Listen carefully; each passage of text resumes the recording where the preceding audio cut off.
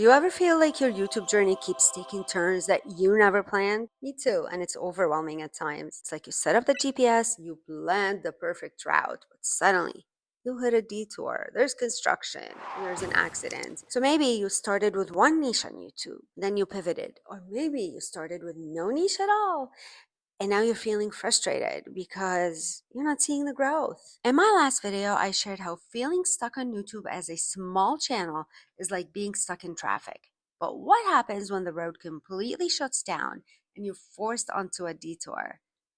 That's what we're diving in today, and trust me, this one hits hard.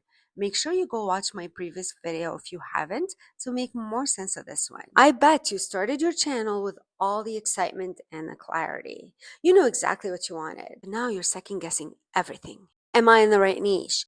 Am I even worth anything? Am I giving value to the viewers? Do people even want to watch me or hear me out my mouth? Do I have anything of value to offer?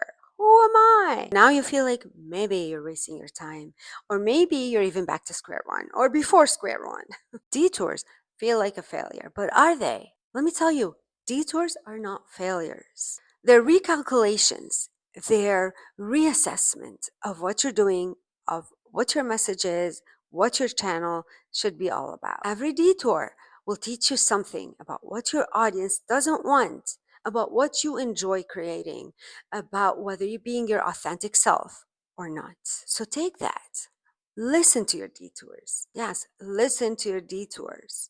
Learn from those detours and make the most of them. Don't let them frustrate you or stop you from going. You see, a lot of successful YouTubers had to pivot multiple times before they found what clicked. They found their true voice on YouTube, what's authentic to them. And guess what? Content creators that stick around for years on YouTube or elsewhere will often change. It's just a part of the journey. Their interests change, their needs change, their lifestyle changes. After years of doing YouTube, they now work with a team. So they have to change many things. Maybe they've even created a whole business centered around YouTube. So all of this will certainly reflect in their content. Sometimes detours are necessary in life.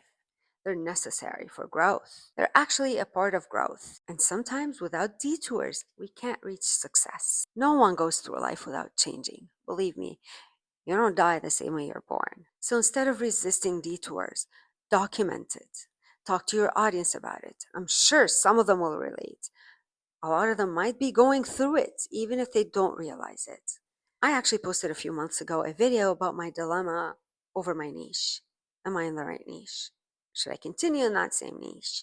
I'm still debating it. And that's okay, because I'm sure as I keep going through my YouTube journey, I'll find my voice, my authentic voice. Meanwhile, I'm creating the kind of content that feels right for me at this point.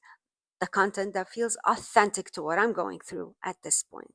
I hope it's being of value for you. I hope you can relate to it. I hope it's helping you one way or another. And let me tell you, detours can sometimes give us clarity on who we're here to help, on what we want to be known for. I personally want to be known for authenticity, for always saying it as it is. Detours are also necessary. Detours can also help us inject our story into our content. Our story gives more depth to our content, to our brand, to our message. Because let me tell you, we're all unique.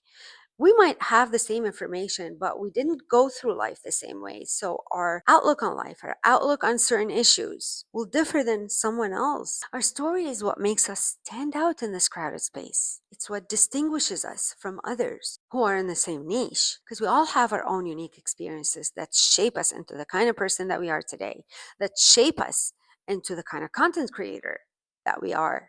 And this, of course, will reflect in our content. So leave a comment below and tell me if you've hit a detour on your YouTube path. And tell me what changed. And if you're not sure how to pivot, wait for part 3 of this series. That will be the last part. Because next, I'll be diving into the most painful part of this whole traffic thing. The invisible progress that no one sees or knows of. If you're still here, you're a true fan. You're amazing.